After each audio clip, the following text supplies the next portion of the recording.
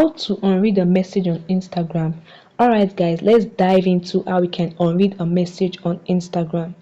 Open the Instagram app on your device, then tap on the message icon, which is the airplane paper icon at the top right corner of your screen to go to your DM. In your DM, if you either swipe to the left for iPhone or you hold press a DM, you can see several options like delete, pin, mute message, but you won't see the mark as unread option. So what can be done?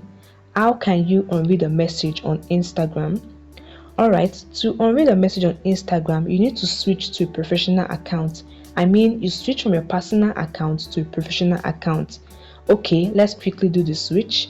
To do this, tap on your profile picture icon below to access your profile. In your profile page, tap on the hamburger icon, which is the three horizontal line at the top right corner. Then select settings and privacy option. In the settings page, scroll till you find account type and tools. It is under for professionals. Once you find it, tap on it. Then tap on switch to professional account. Tap on continue, continue, continue, and continue again. You need to choose what best describe you. It doesn't really matter what you pick, just choose anything. Tap on done. It might take a while to switch, as you can see on the screen. Now tap on next. Tap on next again. Skip this process, and this way you have set up a professional account.